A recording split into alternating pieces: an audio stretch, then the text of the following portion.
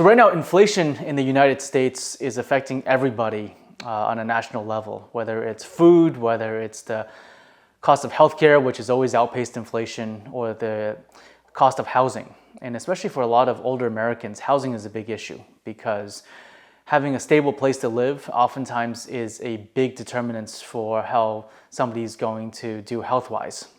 They're constantly under stress, where they're going to live, if they're going to be able to afford healthcare. All that stress is able to bring out a lot of healthcare issues within somebody. And interestingly, the health insurance companies have invested heavily into senior housing over the last couple of years. And insurance company, they're not a real estate company, so why are insurance companies investing in healthcare? So I'm here to give sort of my take, my 2 cents. This is not any official report or any strategic documents that we've received from the insurance companies, but just looking at it from within the industry and knowing how the market works, I think it's a very smart move for the insurance companies to invest in housing. So for example, some of the top insurance companies, UnitedHealth, has invested over $1 billion already into senior housing. In fact, one of their major headquarters is going to be gutted and made into senior housing. That's one of their plans.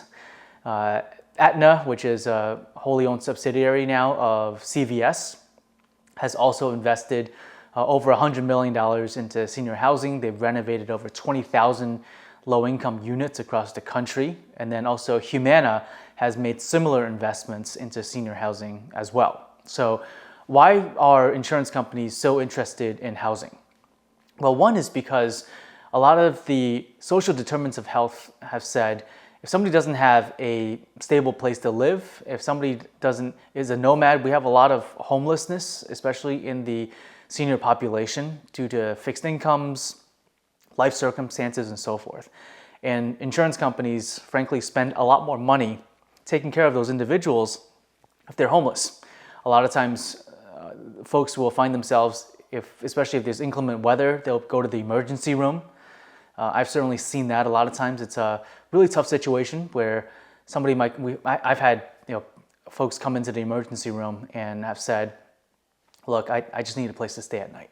And then you tell them, unfortunately, this is an emergency room and you can't stay here. And then they'll come in and say, well, maybe I have some chest pain. And then you do a whole workup. It's a $20,000 workup oftentimes, just to really learn that they need a place to stay.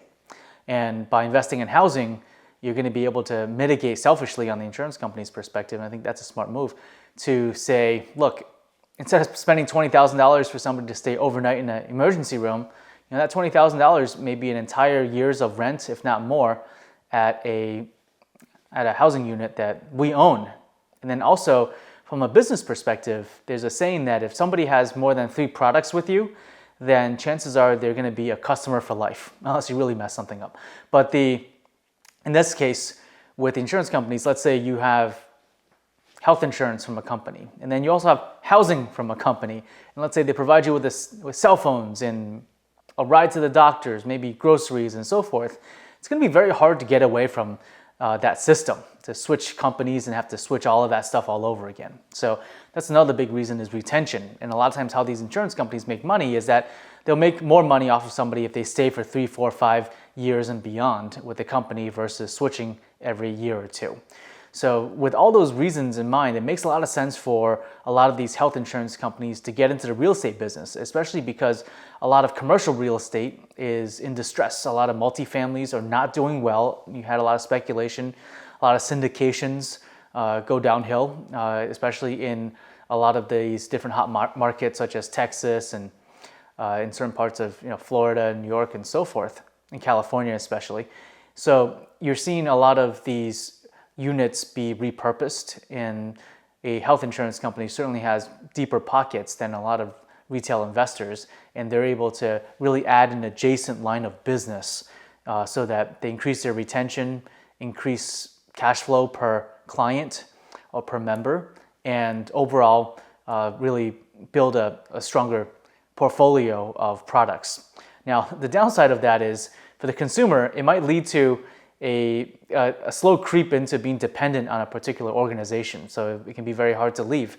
Again, if you're dependent on a certain system, that can be detrimental, especially if that system starts breaking down or if the service goes down and you really can't afford to leave that system. So those are some of the pros and cons and why we think that the insurance companies are investing heavily into real estate, especially senior housing.